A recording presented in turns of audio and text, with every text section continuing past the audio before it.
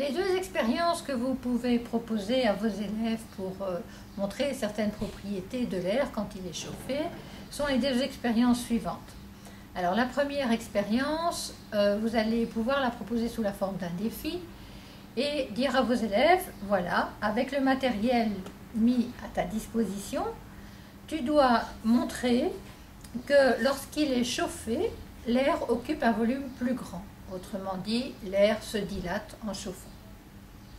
Alors, pour relever ce défi, les enfants auront à leur disposition un aquarium qui contient de l'eau, une bouteille en plastique avec un fond, un ballon de baudruche et une bouilloire contenant de l'eau chaude. Alors, si vous voyez que les élèves ont trop de difficultés à relever le défi, vous pouvez leur proposer une chose. Vous pouvez leur dire, tiens, comment pourrais-tu gonfler, comment pourriez-vous gonfler le ballon sans souffler dedans? Donc ça, c'est une deuxième étape. La première étape, c'était, on vous demande de montrer que l'air en chauffant se dilate. La deuxième étape, s'il ne passe pas au-dessus de la première difficulté, la deuxième étape est de leur dire, tiens, tu pourrais peut-être, on te donne une piste, essaie de gonfler le ballon sans souffler dedans, sans le remplir d'eau aussi, parce que certains élèves vont peut-être le remplir d'eau et vous dire, voilà, regardez madame, le ballon a gonflé. Donc le gonfler avec de l'air. Alors, que faut-il faire? Qu'au bout d'un certain nombre de questions, les élèves vont progresser dans leur cheminement et vont peut-être imaginer que on peut mettre, ils ont déjà fait ça pour d'autres expériences, ils ont déjà mis le ballon de baudruche sur le boulot de la bouteille et dans ce cas-là, ils vont appuyer sur la bouteille ou parfois ils ont enlevé le fond et l'ont enfoncé dans l'eau et ils se sont rendus compte que le ballon gonflait. Ici, on leur dit, voilà, la bouteille doit garder son fond et on ne peut pas appuyer dessus, vous ne pouvez pas appuyer dessus. Donc ils vont se dire, bah, tiens, si on m'a donné un aquarium, je vais peut-être enfoncer ma bouteille dedans et je vais voir s'il se passe quelque chose. Et si on regarde bien le ballon, on voit que le ballon n'est pas plus gonflé quand la bouteille est dans l'eau que quand elle est dans l'air. Alors, étape suivante, ils vont peut-être se dire, voilà, on a de l'eau chaude, on va s'en servir. Et donc cette eau chaude, on va venir la placer dans l'aquarium et remplacer l'eau froide par de l'eau chaude. Et on va voir ce que ça donne. Voilà, donc les enfants ont fait chauffer l'eau dans la bouilloire électrique ou bien dans une casserole sur une plaque électrique. Ils vont se dire, tiens, qu'est-ce qui se passe si on met l'eau chaude dans l'aquarium? Et si on refait la même expérience que tout à l'heure, c'est-à-dire si on replonge la bouteille dans l'eau. Et là, qu'est-ce qu'il constate? Il constate que petit à petit, le ballon se gonfle. Bon, bien sûr, il ne se gonfle pas complètement comme si on soufflait dedans, mais il se gonfle par rapport à sa position, enfin à sa forme de départ. Je vais peut-être essayer de remettre un peu d'eau chaude encore. Voilà.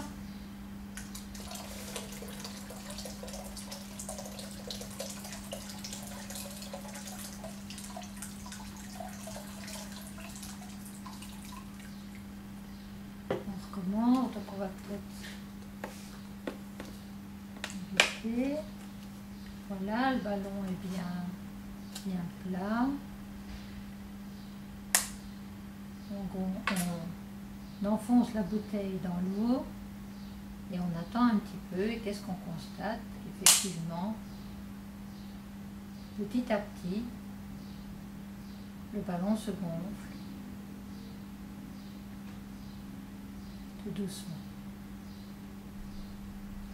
Donc ça, c'est la constatation.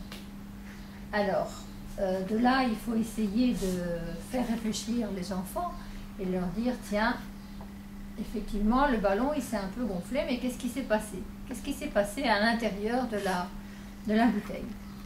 Donc, quand on fait réfléchir les enfants à ce qui vient de se passer, les enfants vont probablement dire l'air qui est dans la bouteille est passé dans le ballon, ou bien l'air qui était dans la bouteille a besoin de plus de place parce qu'on l'a mis dans l'eau chaude. Alors tout ça est correct, mais pour être vraiment rigoureux, et ça c'est au niveau de nous adultes, à notre niveau à nous adultes, et pas d'un niveau de compréhension pour les enfants, on va essayer de voir vraiment ce qui se passe à l'intérieur de la bouteille, ce qui se passe pour l'air. Alors pour comprendre ce qui se passe, il faut faire un petit voyage à l'intérieur de la matière et se dire, tiens, voilà, si je prends une craie, qu'y a-t-il à l'intérieur de la craie? Alors pour voir ce qu'il y a à l'intérieur, je vais la casser. Et j'ai 2 morceaux de craie. Puis je peux me dire aussi, ah, je vais casser la craie en plus petits morceaux. J'ai 2 plus petits morceaux. Et puis si j'ai un petit marteau, je peux taper dessus, j'aurai encore des morceaux plus petits.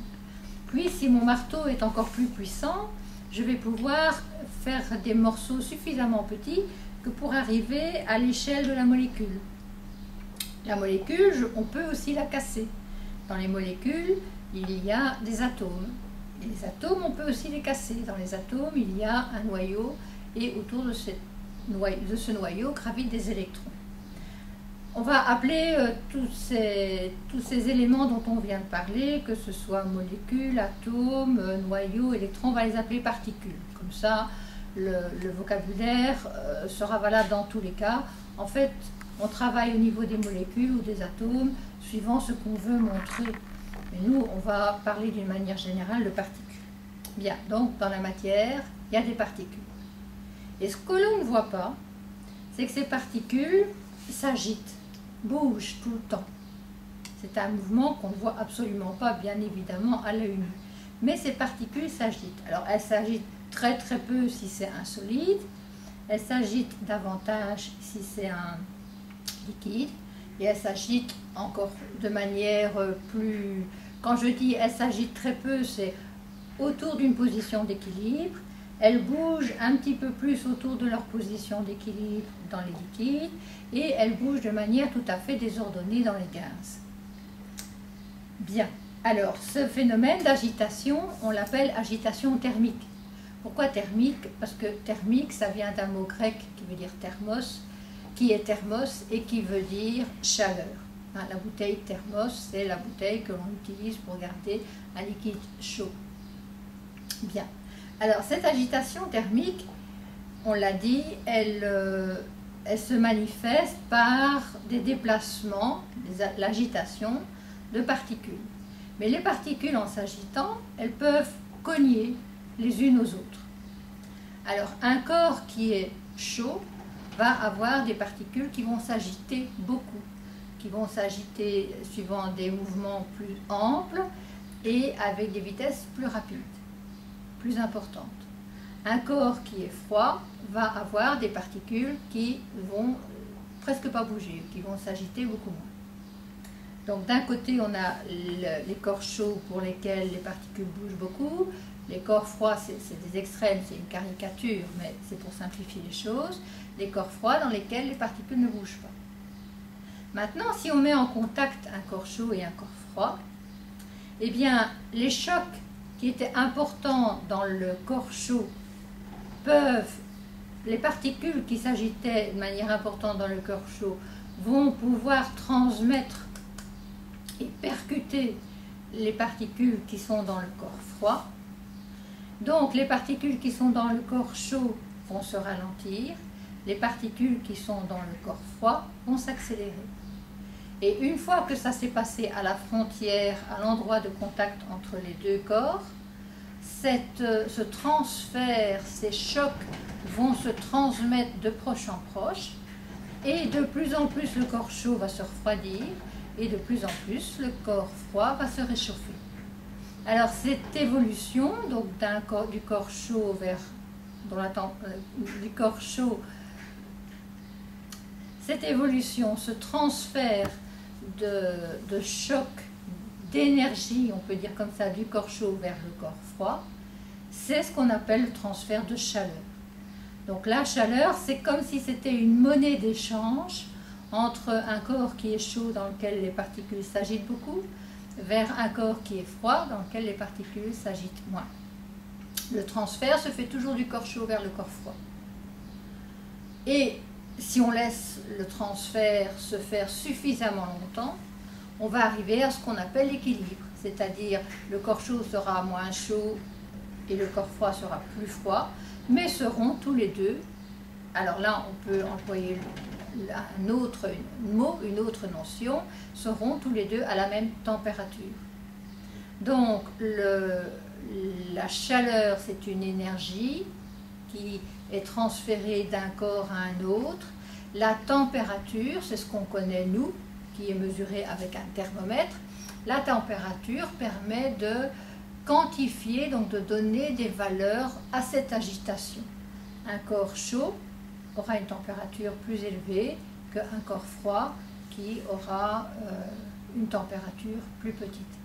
Et donc, lors des échanges, la mise en contact, lors des échanges, la température du corps chaud diminue, la température du corps froid augmente pour arriver tous les deux à on va dire une température moyenne. Et là, on est à l'équilibre.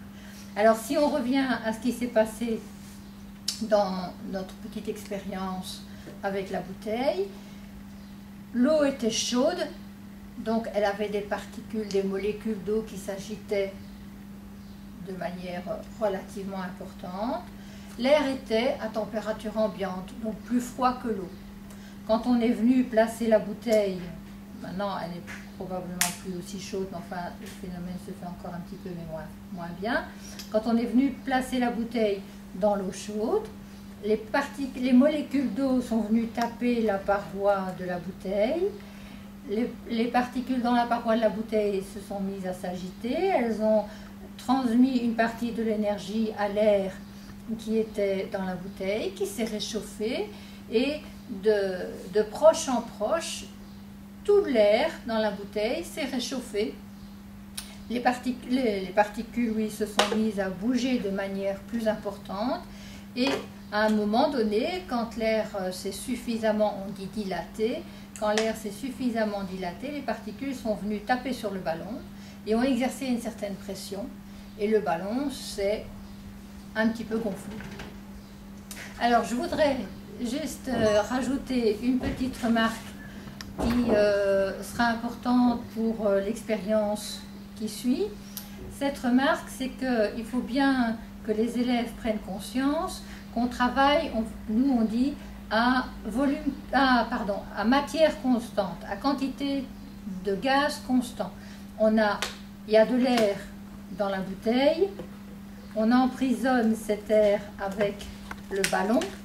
Jamais on est venu réinjecter de l'air dans la bouteille. Donc la quantité d'air dans la bouteille est restée constante pendant toute l'expérience. Par contre, le volume, lui, a changé. Le volume occupé par l'air au début, c'était uniquement la bouteille, le volume de la bouteille. Le volume occupé par l'air après avoir été chauffé, c'est le volume de la bouteille plus le volume dans le ballon. Donc ça, c'est une notion importante. Ici, on a maintenu la quantité d'air constante et le paramètre qui a évolué, c'est le volume.